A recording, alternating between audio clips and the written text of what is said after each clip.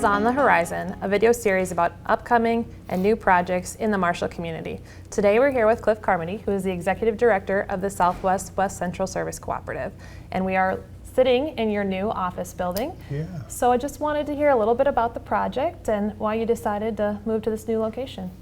Yeah, well, thank you, and thanks for the opportunity to talk about the co-op. It's one of the things I love to do, and probably will spend more time than you want to hear talking about the work that we do. We've been in the Marshall community since about 1975. Prior to being here, our first location was at the university, and then we moved to the Market Street Mall. And about 2015, we embarked on a facility study and determined that not only did we have needs for an office, new office location, but also some new educational space. And so what we thought was going to be a beginning office building started out six locations around the region for educational learning centers. And then about a decade later, we came and got to the office. And we're really excited about being here. We think that the office that we're able to design and build reflects our mission and vision for the region, and we're excited and happy that we're able to do this.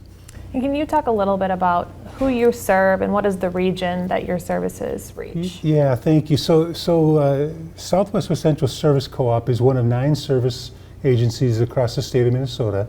Not everyone knows this, but we get our authority to do what we do from Minnesota statute. So we're really a form of government. The best way to describe us is an educational service agency. And so when we talk our region, it actually ties out to again, way back into the 80s and 90s to the government planning regions. And so we have 18 counties. So if you think of Ortonville over to Glencoe, Silver Lake area down to Jackson, we serve those 18 counties, about 54 school districts. We're a little bit unique as a service agency because we primarily serve schools, but our legislative authority allows us to serve cities, counties, what we call other governmental entities. Awesome. And the building that we're in today, tell me a little bit about the office project, what it includes, who will utilize it. Yeah, so this is purely an administrative building, and so what we would call our central office or our agency administrative office, it has 3 departments. We have our what we call our general services, our general agency administration. Then we have technology, teaching and learning, and then we have business services that are the 3 departments that serve out of this building. We have probably 50 or 60 people that come here every day. We have close to 500 employees across the region, but about 50 or 60 will come here on a daily basis and provide the support. When we designed the building, we were really looking for open, collaborative space. We were looking for bringing in natural light. We're in the mall. We didn't have much natural light in the mall, and we were able to do that.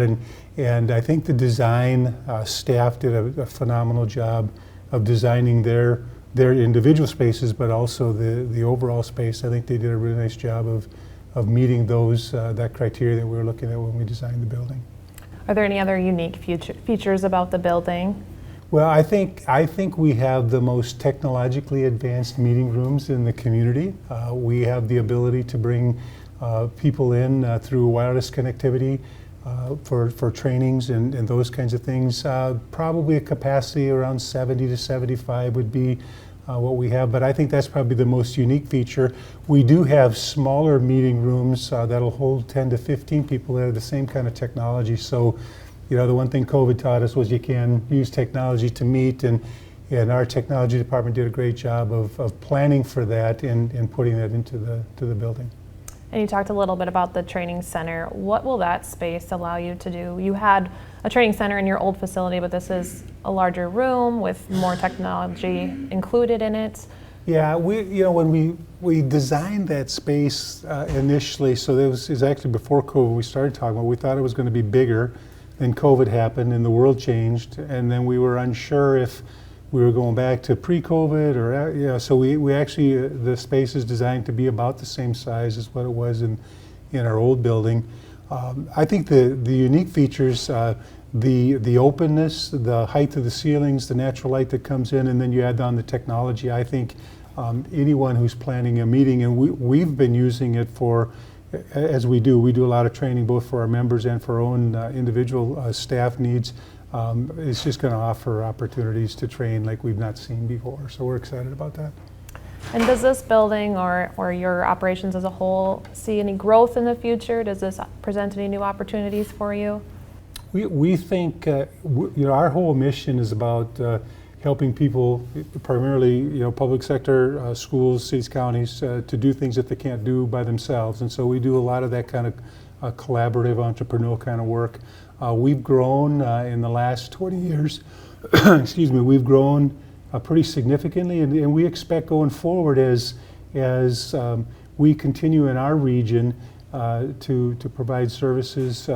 I often say that we're trying to help Minneota have access to the same services as Minnetonka.